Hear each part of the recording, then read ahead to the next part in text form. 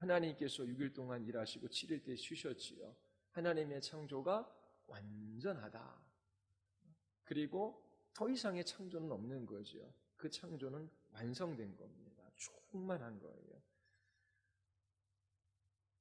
그리고 뭐 절기도 보면 다 거의 7이라는 숫자와 관련되어져 있습니다. 자, 이처럼 7은 역사 가운데 있었던 7교회, 그리고 모든 사회를, 모든 세대의 교회를 다 포함하는 그러한 보편적 의미를 이제 가지고 있지요.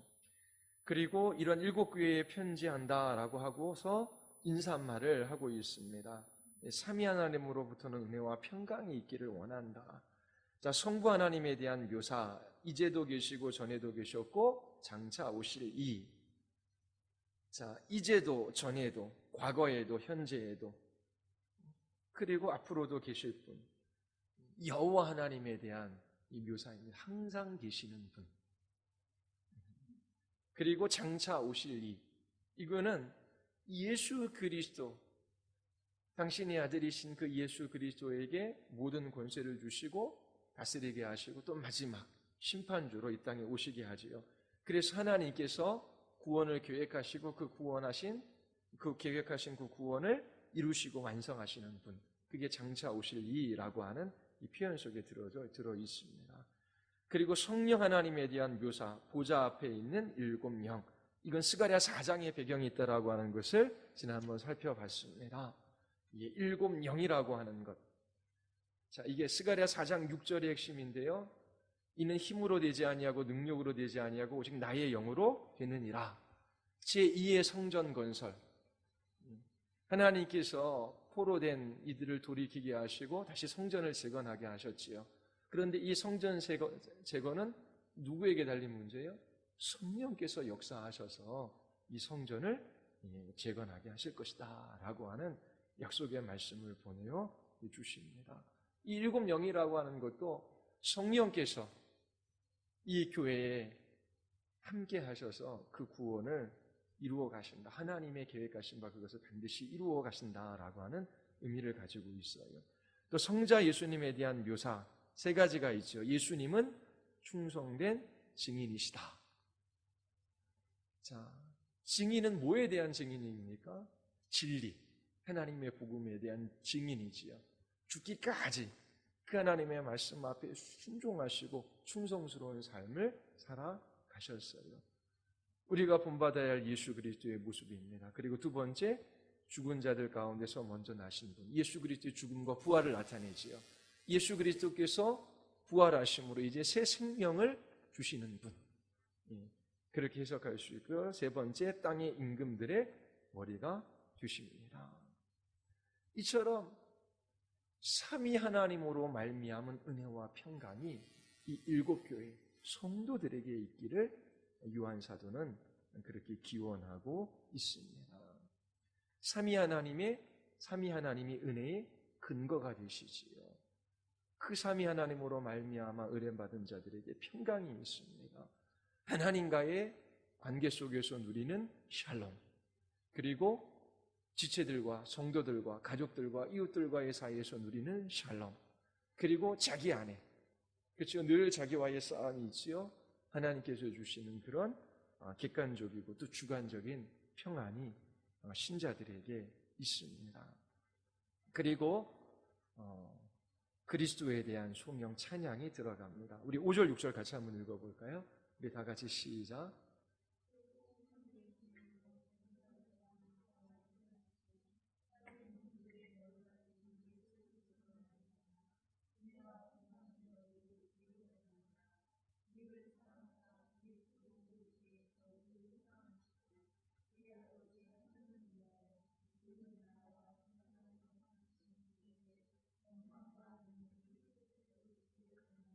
그리스도에 대한 찬양이 요한 사도의 입에서 터져 나오고 있어요. 첫 번째 이유가 뭐지요? 우리를 사랑하사 그의 피로 우리 죄에서 우리를 해방하셨어요. 이게 찬양의 제목이 되는 것입니다. 우리가 하나님을 사랑한 것이 아니라 하나님이 우리를 먼저 사랑하셨어요. 주님께서 우리를 사랑하셔서 그 피로 우리를 죄에서 해방시켜 주셨습니다. 이게 찬양의 제목이 됩니다. 두 번째, 하나님께서 하나님 자신을 위하여 우리를 모아 삼으셨어요? 나라와 제사장 삼으셨어요. 이거는 출애굽기 나오는 말씀이죠. 하나님께서 이스라엘 백성들을 종되었던 애굽 땅에서 불러내신 목적은 그들을 나라와 제사장 삼으시기 위하여. 자, 그 출애굽기 19장에 나와 있는 그 말씀은 미래 시대로 되어져 있어요. 그런데 이거는 과거 시대로 되어져 있습니다. 하나님께서 우리를 나라와 제사장 삼으셨어요. 나라라고 하는 것은 우리가 누구에게 속해 있는가? 하나님의 통치와 다스림 속에서 살아가게 되어지요. 또 하나의 의미는 우리를 왕같은 제사장이라고 그렇게 부릅니다.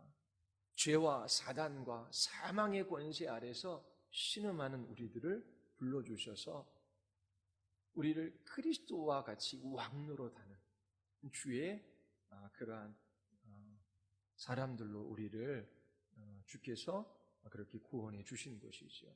그래서 이 나라에는 주님께 속해 있지만 우리도 주님과 같이 왕노릇하는 존재이다라고 하는 의미를 가지고 있어요.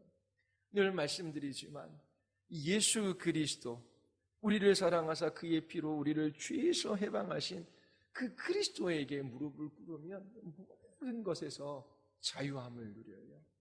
그리고 자발적으로 그 모든 것에 종이 되어 섬길 수 있는 그러한 사람이 되지요. 또 하나는 제사장입니다.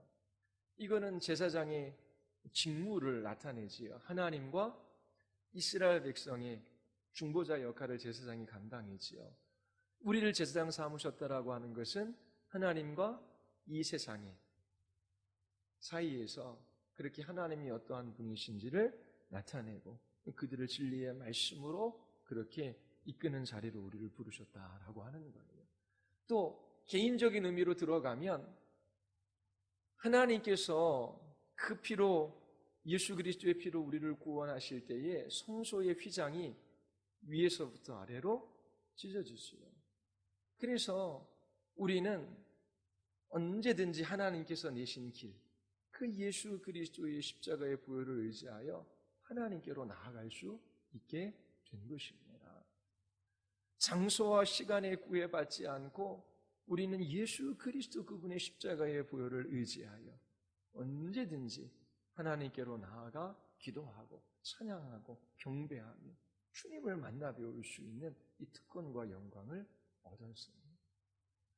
이렇게 내가 이 세상 나라에 속해 있지 않고 죄와 사망과 사단의 권세 아래 살아가지 않고 온 우주의 왕이시며 창조주이신 주님께 속해 있고 또 이 땅에 있는 그 무엇에도 종노릇하지 않고 주님과 함께 왕노릇하며 또 우리에게 주신 사명이 있고 또 우리는 언제든지 하나님 앞에 나아가 그렇게 하나님을 만나 배울 수 있는 이 영광과 특권을 가진 사람이다라고 하는 것이 사도 바울에게는 올라온 찬양의 제목이 된 것입니다.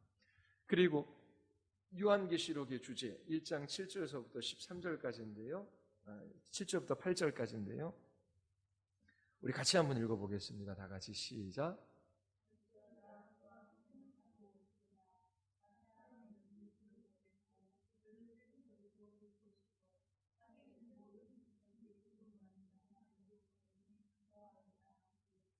주 하나님이 이르시되 나는 알파요 오메가라 이제도 있고 전에도 있었고 장차 올 자요 전능한 자라 하시더라.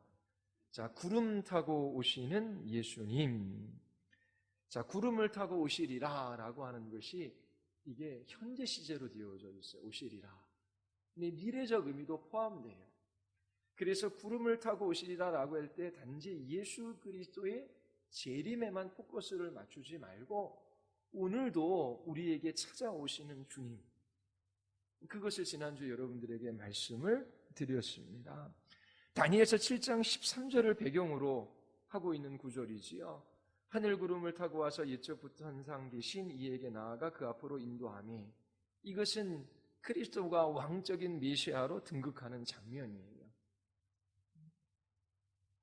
하나님께서 하늘과 땅의 모든 권세를 그리스도에게 주셨어요. 그분이 어떻게 해요? 구름을 타고, 이거는 뭐 이렇게 성화 같은 거 보면 예수님께서 이렇게 구름 위에 쫙 손오공처럼 오시는 그런 그림 봤잖아요. 그런 구름이 아니죠. 이 구름은 그 하나님의 영광, 하나님의 임재를 상징하는 거예요. 그래서 주님께서 오늘도 구름 타고 오셔요. 그 하나님의 영광스러운 임재가 오늘도 이 땅에 교회 안에 있어요. 그리고 장차 오실 것이지요. 그걸 나타내고요. 그 다음에 모든 족속의 애통, 이거는 세상의 회개를 나타내는데 스가랴 12장 10절의 의미를 가지고 있습니다. 이것은 하나님의 백성들의 회개를 나타내는 거예요. 그래서 불신자들의 애통함이 아니라 예수 그리스도께서 오늘도 오셔서 당신의 백성들을 부르셔요. 하나님을 대적하고 그리스도를 등졌던 자들이 돌이켜 회개하는 일들이 일어나고, 그리고 마침내 주님께서 당신의 백성들을 다 불러 모으실 것이라고 하는 그러한 표현입니다. 자, 그러면 요한계시록의 주제라고 하는데 이게 뭐예요? 이처럼 하나님께서 구원을 계획하셔서 그리스도 안에서 성취하시고 이제 예수 그리스도 안에서 완성하셔요. 이거를 계시록에서 우리에게 보여주고 계십니다. 오늘도 이 땅 가운데 임재하시는 주님이셔요. 그 주님이 오늘도 하나님의 백성들을 부르셔요. 그리고 마침내 그 백성들의 숫자가 다 차면 주님 다시 오십니다. 결국 우리의 사명이라고 하는 이 요한계시록을 읽으면 우리가 어떻게 살 것인가라고 하는 그 포커스가 어디에 맞춰져 있냐면, 이처럼 주님께서 하시는 그 일이 오늘날 교회에 이양되었어요. 교회의 머리는 그리스도잖아요. 그리스도께서 하고자 하시는 일들을 교회에 하나님께서 맡기셨어요. 그 장면이 사도행전 3장입니다. 사도행전 3장에 보면은 베드로와 요한이 성전으로 올라갈 때 성전 미문에 앉아 있었던 그 나면서 안진뱅이 된 사람을 만나지요. 근거하는 데도 없으나 나사렛 예수 이름으로 일어나 걸으라. 그가 걷기도 하고 뛰기도 합니다. 이처럼 나면서 안진뱅이 된 자가 걷고 뛰는 것은 이 땅 가운데 일어날 수 있는 일이 아니에요. 하나님의 나라가 오고 예수님께서 그 하나님 나라가 이 땅 가운데 왔다라고 하는 그 증거로 그런 표적과 기적을 행하신 거예요. 근데 예수님께서 부활 승천하셨어요. 이제 예수님께서 하셨던 그 일을 누가 해요? 사도들이, 교회가 하는 것입니다. 그래서 예수 그리스도의 사역이 교회로 이양되어지는 그 과정을 신학적으로 나타내어 보여주는 것이 사도행전 3장입니다. 예수님께서 오늘도 오셔요. 홀로 오셔서 주님 다시 오실 날까지 당신의 백성들을 부르시는 일을 혼자 하는 것이 아니라 어떻게 해요? 당신의 교회로 말미암아 그 일을 하게 하시는 거죠. 그래서 우리 이제 뒤쪽에서 살펴볼 텐데요. 교회는 7 촛대로 묘사되지요. 결국 교회의 사명은 진리의 빛을 비추는 것입니다. 이 세상의 진리의 빛을 비추고 그 진리로 말미암아 회개하고 돌이켜 하나님 백성 되는 그 일들이 일어나는 것이고, 그 하나님의 백성들의 숫자가 찰 때에 주님께서 다시 오시는 것입니다. 그래서 교회가 교회로서의 사명을 이제 감당해야 하는 거예요. 그런데 이 교회가 교회로서의 사명을 감당할 때에 이것이 우리가 우리의 힘으로 해야 할 일들이 아니라 어떻게 해요?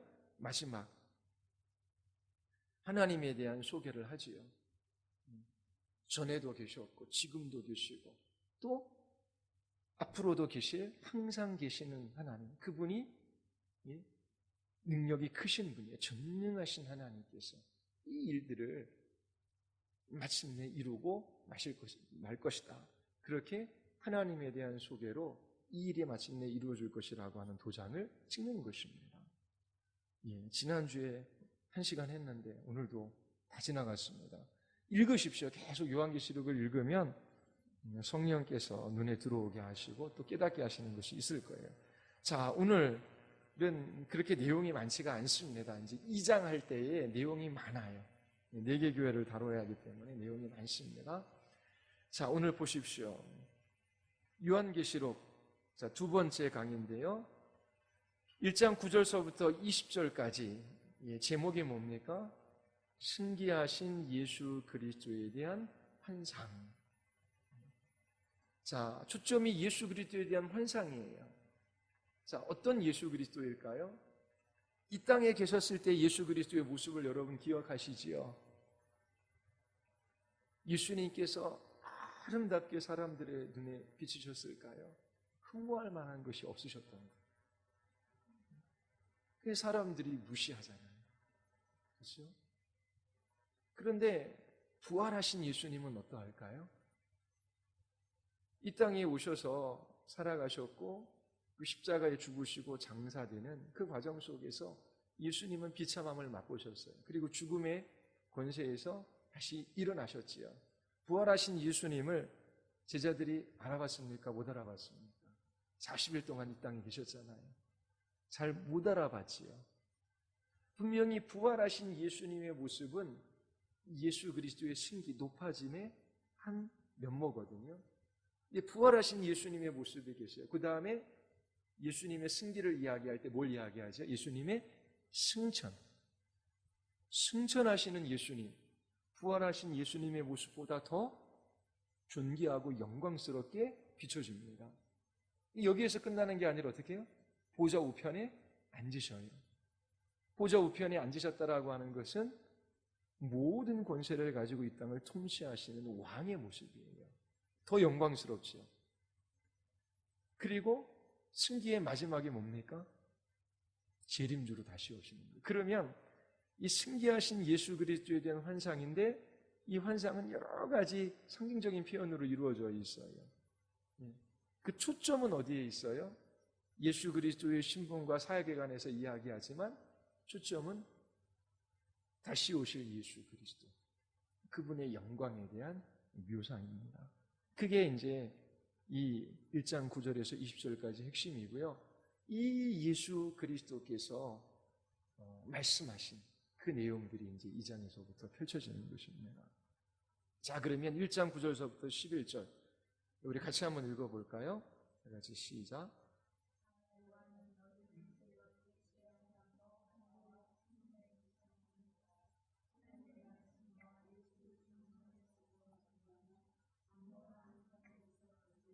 주의 내가 성령에 감동되어 내 뒤에서 나는 나팔 소리 같은 큰 음성을 들으니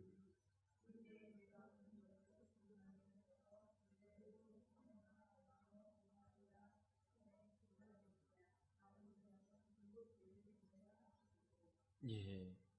자, 계시를 받은 곳이 어디죠? 반모섬입니다. 자, 요한이 왜 반모섬에 갔을까요? 여러 가지 이야기들을 신학자들이 이야기를 해요. 예수 그리스도께 받은 그 계시가 너무나 크고 그리고 놀라웠기 때문에 그것을 정리하고 서신으로 보내기 위해 반모섬으로 갔다. 이제 그런 이야기도 하는 신학자들도 있습니다. 다 나름대로의 이유가 있어요. 자, 근데 우리 앞에 1장 9절에 보면은 여러 가지 이야기들이 있지만 예수의 환난과 나라와 참음에 동참하는 자라라고 자기를 소개합니다. 그리고 나서 하나님의 말씀과 예수를 증언하였으므로 말미암아 그가 반모섬으로 그렇게 가서 유배됐던 이유가 뭐예요?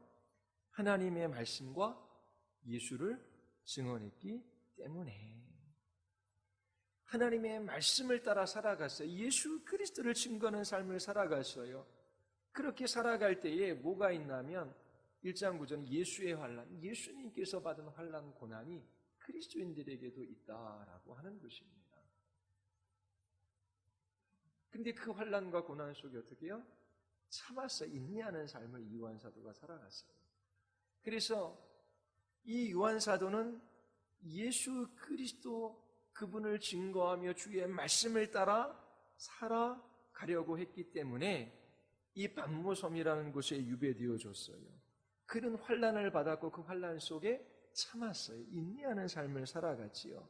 그로 말미암아 여기서 나라와라고 하는데 주님의 나라에 참여하는 사람이 될 수 있었던 것이지요. 자, 이 구절이 우리에게도 동일한 것을 말씀합니다. 하나님 나라에 들어가려면 많은 환난과 고난이 있어야 할 것이라고 예수님께서 우리에게 말씀하셨어요. 자, 이제 정말 특혜해야 합니다. 네. 예수 그리스도 그분의 증인의 삶, 하나님의 말씀에 순종하는 삶은 이 세상을 거스리는 삶이에요. 그래서 세상과 갈등할 수밖에 없어요. 그리고 악한 사단의 시험이 있습니다. 영적 전쟁이 있어요. 이 전쟁터에 부름받은 사람으로 끝까지 믿음의 싸움을 싸우고 인내하는 삶을 사도 요한이 살아갔고, 요한뿐만 아니라 그 위에 모든 그리스도인의 삶 속에서도 동일하게 나타나는 것입니다. 우상 숭배에 관해서 이야기를 이제 하니까 우리 지난 순장 모임 때에 한 순장이 이게 어디까지가 우상 숭배이고 어디까지가 하나님을 섬기는 것인가? 우리의 마음은 우상 공장이잖아요. 끝없이 우상을 만들어내고 그것을 숭배해요. 사단의 미혹이 있고 또 죄의 속임도 있어요. 세상의 유혹도 있어요. 그래서 우리는 이 땅에서 완전하지 못해요. 제가 그 질문을 받으면 이제 대답은 안 했지만 그런 생각이 들었어요. 안식일을 지키는 건 이제 주일 성수. 주일 성수가 어디까지일까? 뉴스를 보면 주일 성수이고 드라마를 보면 주일 성수가 안 될까요? 예전에는 버스도 타고 다니면 안 됐어요.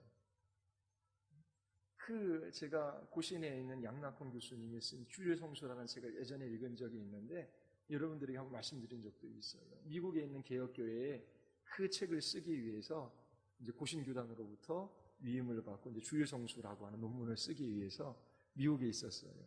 그래서 한 개혁교회를 다녔습니다. 눈이 많이 내렸어요. 눈이 많이 내린 그날에 한 사람이 스키를 타고 왔어요. 다른 사람은 교회 잘 못 왔어요. 눈이 너무 많이 내려서. 근데 장로님들 사이에 이제 논쟁이 붙은 거예요. 저 스키 타고 온 사람을 치게 할까 말까. 왜요? 주일에 스포츠 활동을 했기 때문에. 그 사람한테 묻기로 했습니다. 스키를 타고 올 때 즐겼습니까? 즐기지 않았습니까? 즐겼으면 치리하고 즐기지 않았으면 주일에 오기와 수단으로 사용하기 때문에 치리하지 않기로. 진짜 있었던 일이래요. 그 책을 읽어봅니다. 자, 무엇인가 하고 안 하고 율법 조항을 만들어서 이걸 하면 주일 성수를 하고 이걸 안 하면 주일을 지키는 것이고 그렇게 나누기가 쉽지가 않아요. 율법주의에 빠질 위험성이 많아요. 정말 중요한 게 뭐겠어요? 예수 그리스도를 인격적으로 만나면 주님의 아름다움과 그 위대함과 탁월함을 맛보면 주님이 얼마나 좋으신 분인 걸 알고 그럼 어떻게 돼요? 주님과 더 가까이 하고 싶고 주님을 예배하고 싶고 주님 앞에 나아가 기도하고 싶겠지요. 거기에 분명히 수준이 있어요. 그렇죠? 다 동일하진 않아요. 그래서 우상 숭배도 마찬가지예요. 어디까지가 우상을 버리는 것이고 어디까지가 우리가 우상 숭배하는가? 몇 가지를 행하고 몇 가지를 안 하고 몇 가지를 버리고 안 버리고 그런 것들을 이렇게 나열할 수 있는 문제가 아니에요. 주님의 영광을 맛보아 주님의 선하심을 알아야 됩니다. 그러면 예배 드리러 나오지 말라 그래요. 말씀 보지 말라고 해도 봐요. 근데 우리 안에 죄가 있기 때문에 온전하지 못하지요. 또 쓰러지고 넘어지고 또 주님을 떠나가요. 주님께서 붙드셔서 그 자리로 잡아가요. 근데 어떻게 해요? 그 맛은 있다라고 하는 맛. 뭘 하고 안 하고의 문제가 아니라 정말 우리를 구원하시는 삼위 하나님의 영광을 보았어요. 나는 주님의 나라에 속해 있어요. 나는 나의 것이 아니라 주의 것이 되었어요. 주님께서 이 역사를 완성해 가셔요. 그리고 주님의 나라가 우리에게 약속되어져 있어요. 나를 구원하신 이가 주의 날에 이르기까지 그 구원을 이루시고 완성하실 거 아니에요. 나를 위하여 나를 사랑하셔서 십자가에서 피 뿌리고 나를 위하여 죽으신 그 예수 그리스도, 그분으로 말미암아 수고를 아끼지 아니한 그리스도의 삶을 살아가는 그 싸움을 하지, 뭐를 하고 뭘 하지 말아야 될까요? 그런 쪽으로 가는 게 아니에요. 그러니까 이게 맛봐야 하는 부분이지. 자, 이처럼 삼위 하나님의 구원하심을 맛봤어요. 알았어요. 이 땅에서 주의 말씀을 따라 살아가려고 해요. 신앙생활을 하려고 하는 거예요. 모든 것을 주의 말씀에 비추어서 생각하고 선택하며 살아가려고 해요. 사람들이 나를 어떻게 생각하는가, 사람이 이목을 따라 살아가는 것이 아니에요. 이 세상 사람들이 따라가는 삶의 방식을 따라 살아가지도 않아요. 때로 오해를 받을 수도 있고요. 때로 예수 그리스도께서 이 땅에서 대접을 받지 못한 것처럼 사람들이 우리를 인정해 주지 않을 수도 있어요. 이 세상에서 높임을 받지 못할 수도 있어요. 그런데 정말 아름다운 사람, 하나님께서 우리를 창조하시고 구원하신 그 본연의 그 목적을 따라 살아가는 가장 행복한 사람, 어떤 사람이에요? 이 세상에서 남들 부러워할 만한 그러한 큰 평수의 집, 그리고 좋은 직장, 그리고 넉넉한 은행 잔고, 그리고 많은 사람들이 좋아하고 따르는 그런 인기, 그게 아름답고 사람의 본연의 삶이 아니라, 때로 세상 사람들은 잘 알아보지도 못하고 교회에서도 잘 알아보지 못할 수 있어요. 그런데 이 하나님의 말씀을 자기 자신의 삶의 최고의 권위로 삼고 그 말씀을 따라 사고하고 그 말씀을 따라 순종함이 한 걸음 걷는 그 사람이 하나님이 창조하신 그 인간 본연의 삶을 살아가는 아름다움을 나타내는 사람이지요. 우리는 잘 몰라도 주님은 아셔요. 그리고 구원받은 그리스도인들은 서로를 보며 알아요. 아, 주의 말씀을 따라 살아가는지, 이 세상이 사람이 이목을 따라 살아가는지, 이 세상의 가치를 따라 선택하는지 보이는 거예요. 우리는 완전하지 않아요. 누구를 비난할 수 없어요. 목회자인 저도 세상의 가치를 따라 살아가고 때로 무지함으로 불순종하는 그런 일들이 수없이 많지요. 근데 아파해요. 그리고 회개해요. 그리고 주님 앞에 순종하며 살아가려고 또 돌이키는 거지요. 제가 저희 아이한테도 죄를 짓는 것을 가지고 혼나지만 그것보다 더 문제가 되는 것은 돌이킬 줄 모르는 거다. 회개할 줄 모르는 거다. 그리스도인들은 어떻게 해요? 죄 져요. 근데 아파해요. 그리고 돌이켜 회개하고 주의 말씀 앞에 서는 거죠. 그리고 이 싸움을 주님 오실 날까지 싸우는 거예요. 그 말씀을 붙들고 믿음의 순종의 길들을 걸어가는 거예요. 인내가 있어. 그 사람들이 하나님 나라의 백성이 속한 사람들이다라고 그렇게 이야기하는 겁니다. 그리고 계시를 받은 그 날이 언제예요? 주의 날. 이것도 신학자들이 다양하게 이야기합니다. 이 요한 사도가 이것을 기록할 당시 90년에서 100년 사이에 이 주님의 날에 이 성도들이 모였나. 근데 그것을 잘 증명할 구조들이 없어요. 보통 2세기, 200년 때에 모였다라고 하는 거는 이제 여러 가지 역사적인 증거들도 있어요. 주의 날은 이게 여호와의 날이라고 이렇게 이야기하면서 설명하기도 해요. 근데 이제 주의 날이라고 할 때에 일반적으로 우리가 생각하는 것은 이게 주님의 날, 예수 그리스도께서 부활하신 첫날, 이 복된 날에 하나님께서 이 요한 사도에게 계시의 말씀을 주셨을 것이다. 이제 그렇게 일반적으로 해석하고요. 또 계시를 받는 방법은 성령의 감동으로. 그래서 이 요한계시록에 4군데 나오죠, 그렇죠?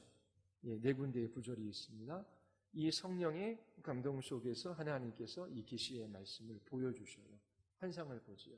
4가지 환상 기억하시죠? 이 7 교회에 대한 환상, 또 뭐죠? 7 심판,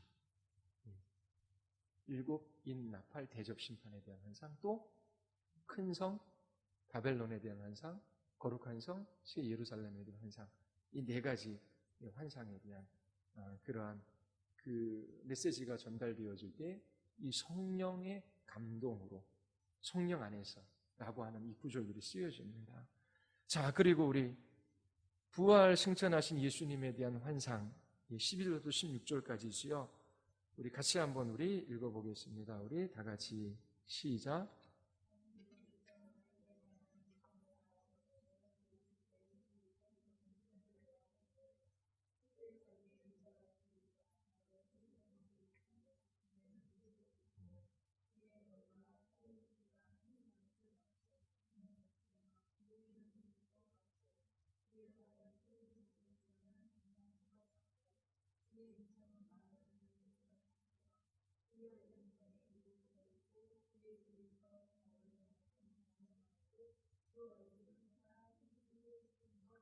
예, 상징적인 표현들이죠. 이걸 그림으로 그리면 어떻게 그려야 할까요? 이 도저히 어떻게 해볼 수가 없어요. 그러면 이 상징적인 표현은 분명히 의미가 있겠죠. 이렇게 기록한 목적이 있을 거예요. 그러면 이렇게 기록했는데 그냥 요한이 상상해서 기록한 것이 아니라 보여주신 것이지요. 근데 이 보여주신 것이 구약과 동떨어진 것이 아니에요. 구약에 많은 것들이 이와 관련되어져 있습니다. 자, 그래서 첫 번째는 뭐죠? 복장입니다. 어떤 복장이에요? 발에 끌리는 옷을 입고 가슴에 금띠를 띠고. 자, 이거는 이제 이 구약의 이 구절들은 집에 가서 한번 읽어보십시오. 오늘 시간이 많이 가서. 자, 이 두 가지는 뭘 나타낼까요? 구약에서 이렇게 옷이 끌리도록 그렇게 입은 그 사례가 뭐가 있을까요? 하나는 대제사장. 그래서 출애굽기 28장 4절은 제사장 옷에 관한 구절입니다. 제사장이에요.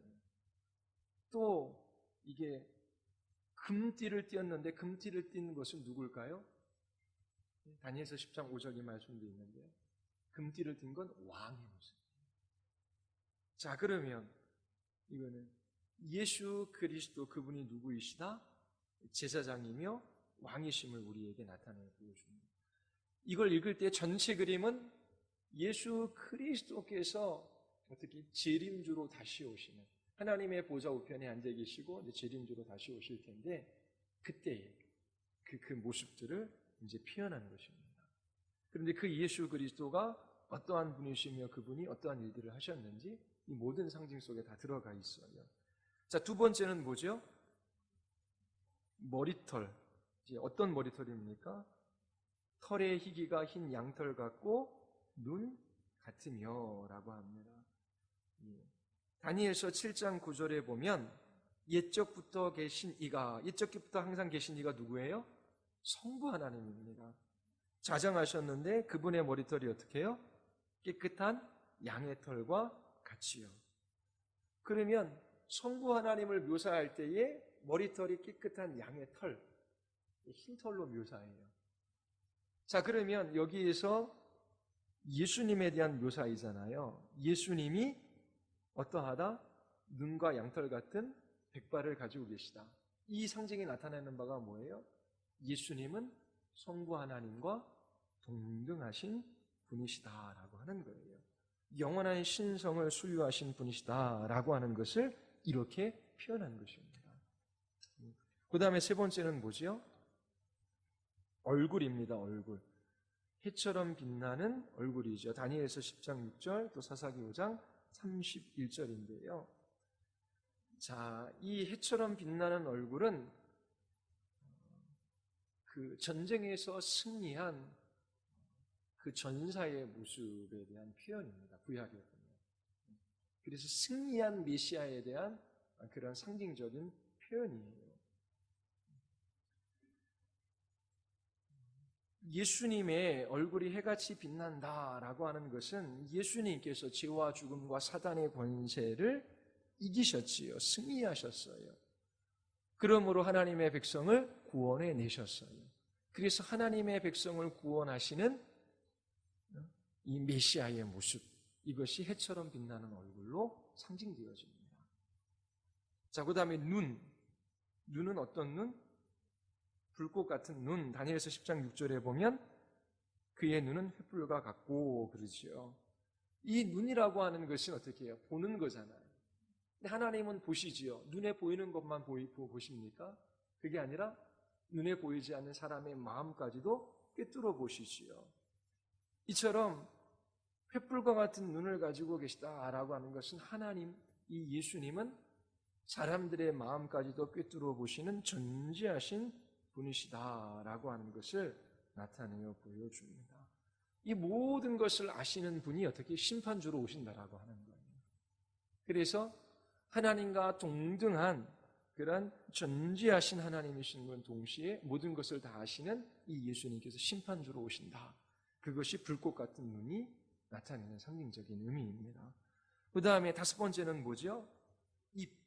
입은 구약에 보면 이사야 11장 4절에 보면 입의 막대기로 세상을 치며, 그러면 심판에 관한 메시지가 이 입과 관련되어져 있지요.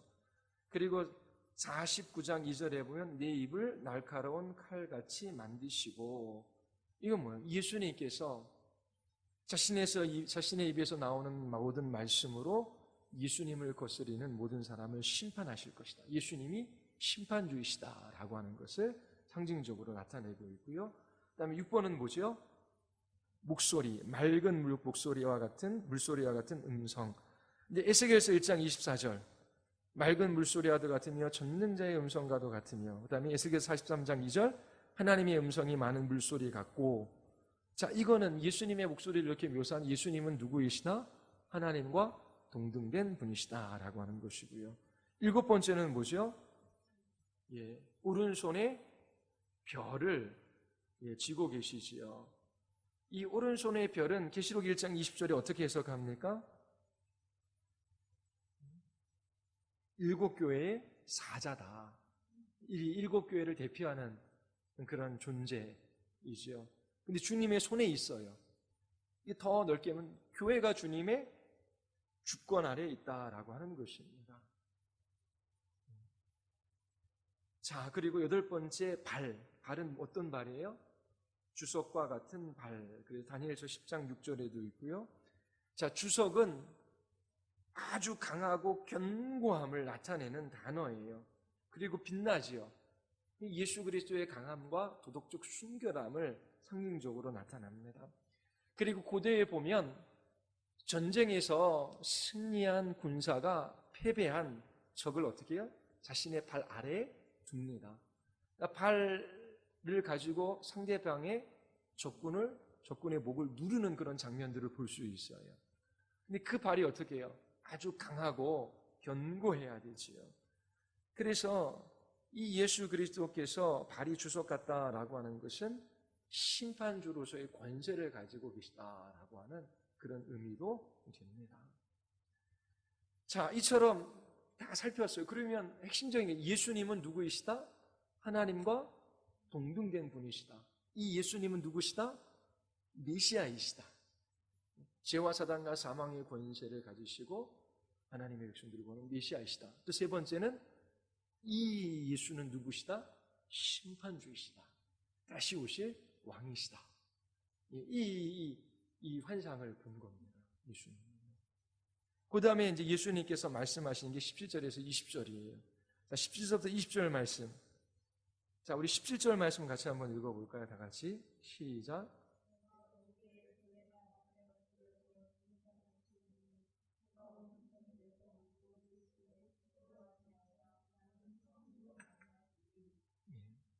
자, 예수님께서 자신을 어떻게 표현하시죠? 나는 처음이요 마지막이다 라고 그렇게 말씀을 하셔요. 자, 이사야서 42장 4절, 그는 쇠하지 아니하며 라고 그렇게 이야기합니다. 그리고 44장 6절에도 나는 처음이요 나는 마지막이다 라고 그렇게 말씀하셔요.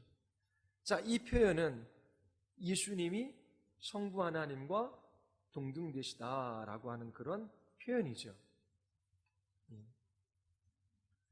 자, 그래서 처음과 마지막이다라고 하는 것은 예수님 또한 만물의 창조자이시요 역사의 주인이시다라고 하는 것을 나타내는 표현입니다.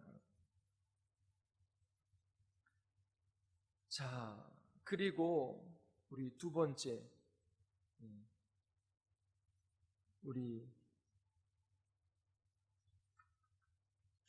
보시면은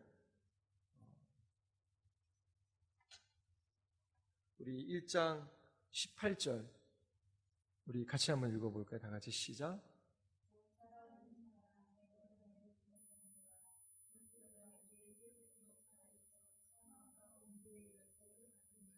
예, 두 가지를 말씀하셔요. 첫 번째는 살아있는 자. 내가 전에 죽었어요. 요한복음 말씀이 생각이 나지요. 예수님은 자신의 목숨을 버릴 수도 있고 취할 수도 있으신 분이에요. 생명과 죽음이 주님의 손 안에 있다라고 하는 것입니다. 그리고 세세토록 살아있어 영존하시는 하나님.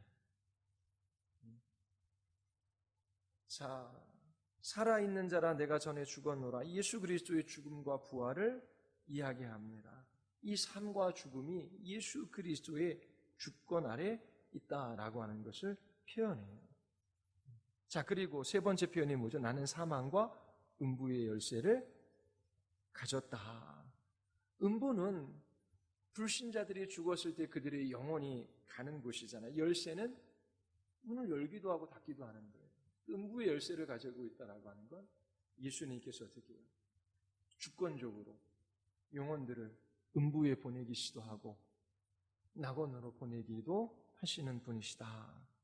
이처럼 예수님은 죽게도 하고 살게도 하고 지옥불에 던져넣으시기도 하시고 천국으로도 이끄시는 그런 권세를 가지고 계신 분이시다라고 하는 것을 예수님께서 말씀하고 계셔요.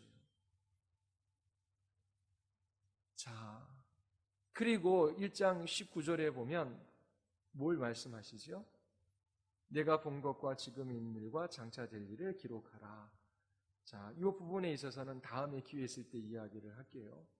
이제 이걸 가지고 요한계시록의 구조를 나누기도 합니다. 내가 본 것, 지금 보고 있는 것, 1장. 그리고 지금 있는 일. 그것이 이제 그 2장서부터 이제 4장까지 있고 나머지가 앞으로 되어질 일, 4장서부터 나타나는 일들. 그렇게 이제 요한계시록을 나누기도 해요. 그런데 이 요한계시록이 내가 지금 본 것, 과거와 현재와 미래라는 시제를 가지고 쭉 나아가는 게 아니라 이 7 교회의 모습도 과거뿐만 아니라 현재의 메시지가 있고 또 미래에 대한 일들도 어떻게 해요? 일어났던 일과 또 일어날 일들에 대한 이 시간이 함께 공존해요. 그래서 단지 요한계시록이 과거, 현재, 미래의 이 시제로 이루어졌다라고 말하는 것은 이제 합당하지 않은 것입니다. 자, 그런데 우리 다시 돌아가서 16절에 보면 17절에 보면 이처럼 예수님의 환상을 보고 예수님께서 말씀하실 때 요한이 어떻게 해요? 내가 볼 때 그의 발 앞에 엎드려져 죽은 것 같이 되매. 이거는 정말 찬란한 주님의 영광을 보는 것입니다. 예수 그리스도의 승기의 절정이에요.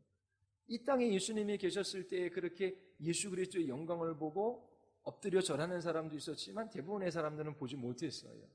부활하신 예수님 앞에 제자들이 엎드려 주께 영광을 돌리고 두려워하지 않았어요. 근데 주님 우편에 계시고 장차 오실 이 예수 그리스도의 영광을 보니 그 앞에 엎드리는 거죠. 두려워 떠는 거예요. 이것이 주님을 본 사람들의 마음입니다. 이걸 경외라고 하지요. 싫어서 무서워서 두는 게 떠는 게 아니라 그 존귀함과 그 위대함과 탁월함, 그 높음이 이 땅 그 어떤 피조물과 비할 바가 안 됩니다. 그래서 그 앞에 자기 자신의 존재의 무가치함을 느끼고 자기 자신의 죄를 보며 두려워 떠는 것이고 그러한 주님이 우리의 메시아이시고 우리의 심판주이시고 우리의 구원자이시기에 그 주님을 향한 사랑이 함께 있는 마음이죠. 예, 그리고 이제 마지막 20절 우리 같이 한번 보겠습니다. 20절 말씀 같이 한번 읽어볼까요? 다 같이 시작.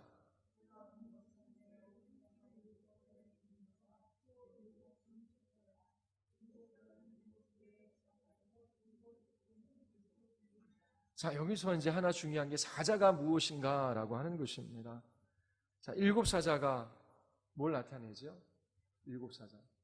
자, 일곱 교회의 지도자다. 천사다.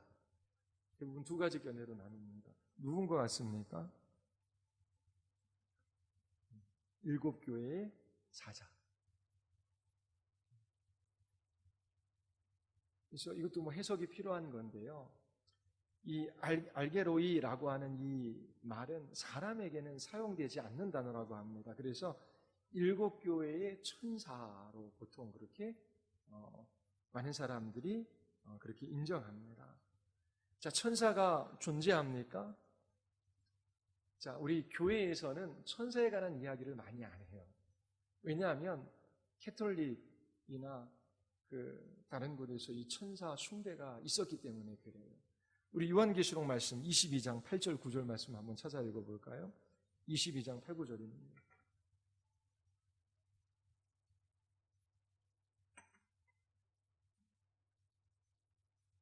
8절 9절입니다. 우리 같이 한번 읽어볼까요? 다 같이 시작.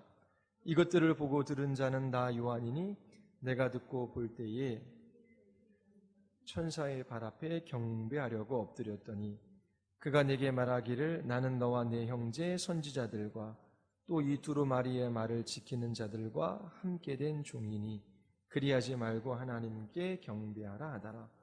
자, 천사 숭배는 유대교와 천주교에 있어요. 그리고 기존의 전통교회에서는 천사에 관한 그런 가르침이 별로 없었어요.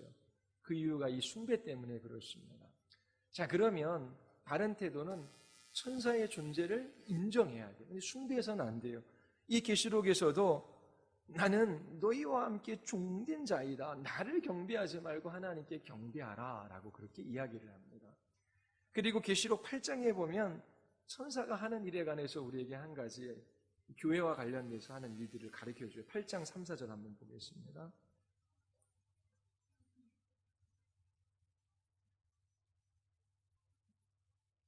8장 3, 4절. 자, 우리 같이 한번 읽을까요? 다 같이 시작.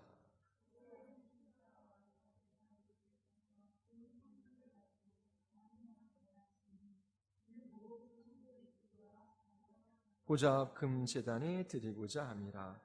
향연이 성도의 기도와 함께 천사의 손으로부터 하나님 앞으로 올라가는지라. 자, 성도의 기도, 하나님이 주신 은혜의 방편을 따라 바르게 기도한 그 모든 기도는 하나도 땅에 떨어지지 않아요. 어디에 담겨져요? 금향로에 담겨져요. 천사가 어떻게 해요? 그 모든 기도를 모아 제단 앞에 붓습니다. 하나님께서 그 기도를 들으시고 그 심판을 이제 행하시는 그런 장면들에 대한 묘사예요. 자, 그러면 천사는 천상적 존재예요. 그렇죠? 그런데 이 천상 존재가 어떻게 해요? 뭐라고 계시록 22장 9절에 보면 이 두루마리의 말을 지키는 자들과 함께 된 종이니 함께라고 하는 이 표현이 있어요. 이 천사는 어떻게 해요? 교회와 함께하는 존재예요. 그래서 우리들도 주님의 구속의 역사를 이루어가고 천사들도 주님께서 맡기신 그 사명을 어떻게 이 교회 가운데 함께 이루어가는 것입니다. 그래서 이 땅의 교회는 어떻게 해요? 단지 눈에 보이는 이 땅의 수많은 교회들이 이 땅에만 속한 것이 아니라 어떻게 해요? 천상에 속해 있는 것이지요. 그리스도는 우리의 머리이고 교회는 몸입니다.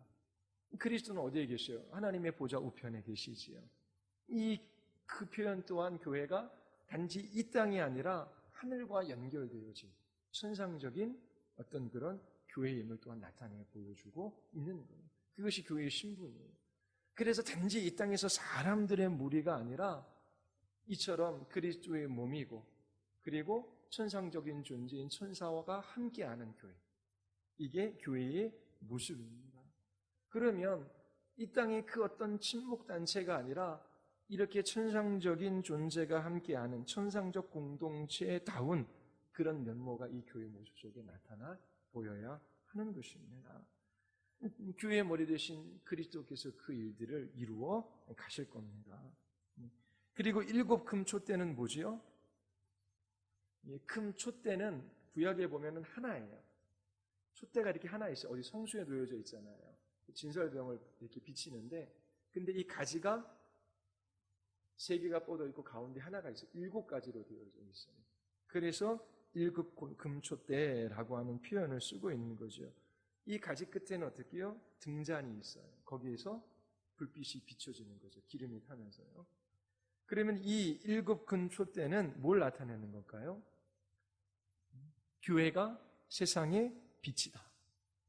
그러니까 하나님의 말씀, 이 진리의 빛을 비치는 이 사명을 교회가 가지고 있음을 이 말씀이 우리에게 가르쳐 주는 것입니다. 자, 힘드시죠? 네, 결론 부분입니다. 자, 요한계시록을 읽을 때에, 자, 결론본 A에 뭐라고 적혀져 있죠? 계시록은, 그러니까 하나님 참으로 선지자들, 이 예언자들을 통하여 구원을 예언하신 그 말씀을 그리스도 안에서 성취하셨는데, 하나님 그 성취하시는 것, 그리고 오늘도 그것을 성취하고 계시는 이 일, 그리고 앞으로 완성될 그것, 이것을 보는 거예요. 그래서 주님께서 이렇게 성취하셨기에 또 그리스도 안에서 오늘도 그 일들을 이루어 가시기에 우리도 어떻게 해요? 교회가 진리의 빛으로 이 세상에 이 하나님의 말씀을 증거하며 주님 다시 오실 그날을 준비하며 살아가는, 그것이 오늘날 교회의 모습이 되어야 하는 것이지요. 그리고 두 번째는 뭘 나타내요? 예수님의 신분과 사명. 특별히 어떻게 해요? 하나님의 보좌 우편에서 다시 오실 영광의 주님을 우리에게 묘사해 주고 있습니다. 성부 하나님과 동등된 신성을 가지신 분이시지요. 모든 권세를 위임받으신 교회의 주인이시며 역사의 주인이셔요. 그분이 우리를 죄와 사망과 사단의 권세에서 구원해내신 메시아이시고 심판주로 다시 오실 것입니다. 그리고 마지막 세 번째는 어떻게 해요? 사명을 부여준 교회는 어떻게 해요? 천상적인 공동체이다. 하나님께서 이 땅에 교회를 두셔서 분명히 이루고자 하시는 그 목적이 있다. 주님이 오늘날도 오시지요. 그래서 영혼들을 회개케 하시고 주님의 백성들을 부르셔요. 그리고 마침내 주의 백성들이 다 차는 날 주님 다시 재림하십니다. 이 사명을 위해서 교회가 살아가는 것입니다. 말씀드리지만 우리의 삶은 복음을 전하는 장이 되어야 하는 것이고, 또 우리 입술을 열어 예수가 메시아임을, 그리고 예수가 구원주이시고 심판주이심을 증거하는 그리스도인의 삶을 살아갈 수 있어야 하는 것입니다. 1장 이것으로 마치고요. 집에 가셔서 1장을 한번 잘 읽어보시고 다음 주에는 2장입니다. 2장 말씀은 좀 더 적용점이 많아요. 교회에 관한 이야기이기 때문에 그 내용이 많지만 전체를 다음 주에 같이 살펴보도록 하겠습니다. 우리 같이 한번 우리 기도하시겠습니다. 우리 시간 기도할 때에 예수 그리스도를 알지 못하는 사람들은 내일의 일도 알지 못하며 또 자기 자신의 인생을 자기가 경영하고 또 역사의 주인이신 예수님을 알지 못하기에 미래에 대해서 불안해하며 살아갈 수밖에 없습니다. 그러나 우리는 삼위일체 하나님께서 그리스도 안에서 이 모든 역사를 주관하셔서 이루신 그 놀라운 구원의 은혜를 보았고 오늘도 역사하시며 마침내 그 구원을 이루실 것을 보게 하셨습니다. 하나님, 저희들이 주의 말씀을 듣고 그 말씀에 순종하며 인내하는 믿음의 싸움들을 싸우게 하여 주시옵소서. 주신 사명을 따라 살아갈 수 있도록 우리 같이 한번 우리 기도하시겠습니다.